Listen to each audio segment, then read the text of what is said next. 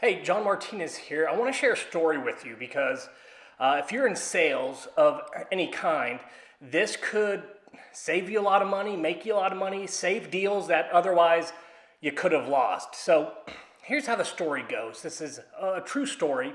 It just happened to me personally about a week and a half ago. And this story is about how to lose a $100,000 sale that you had locked up. So here's what happened. I'm in the process of franchising my business. And it's an expensive process.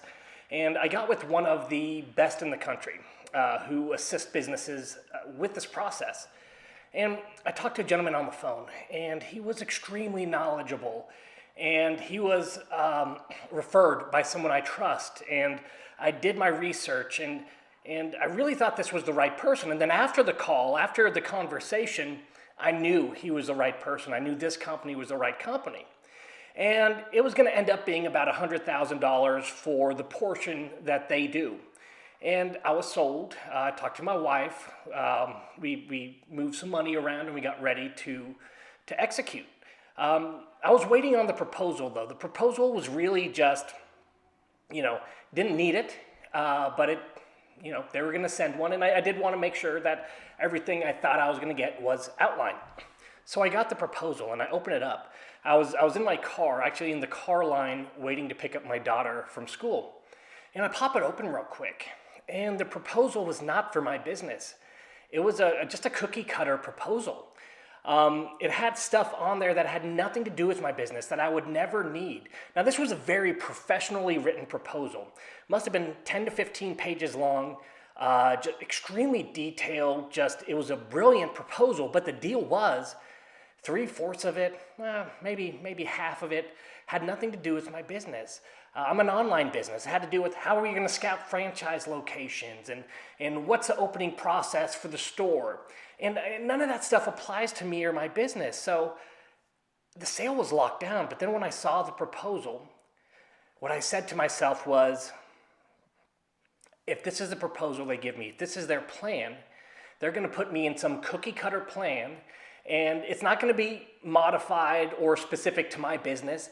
It's going to be for a Taco Bell or a Burger King or some other business that is nothing like mine.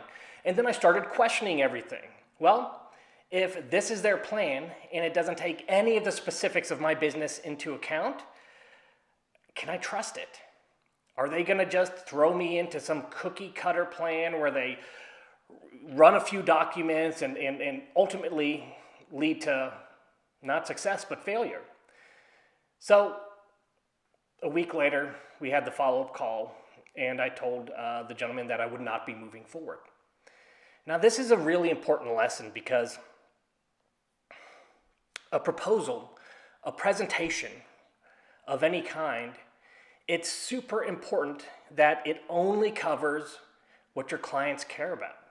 That it only speaks to all the reasons why they would do business with you, everything they want to accomplish, their motivations, and that it only speaks to and addresses concerns, we call them deal killers, that they have.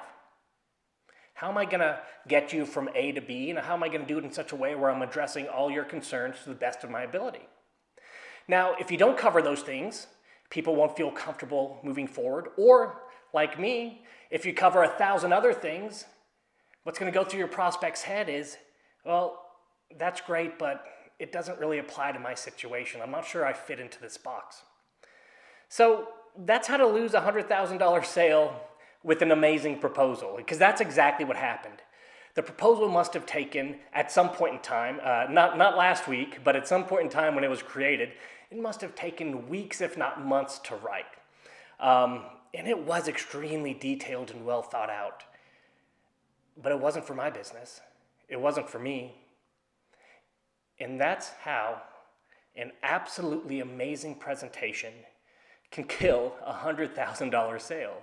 How an amazing proposal can lose a deal that you already had. So the lesson from all this is this.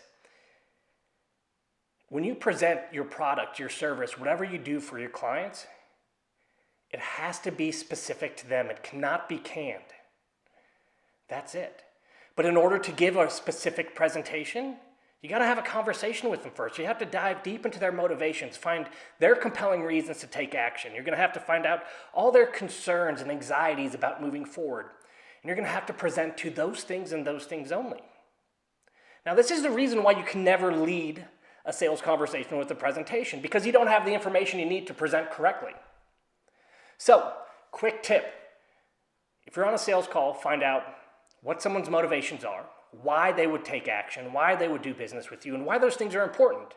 Then switch the conversation to, even if you want to, why wouldn't you? What might get in the way? What are your concerns? And then take only those things and address them with your prospect. That's how you do a killer presentation. So no more canned presentations, no more leading with presentations, and for Pete's sake, don't lose $100,000 with an amazing pre-written proposal.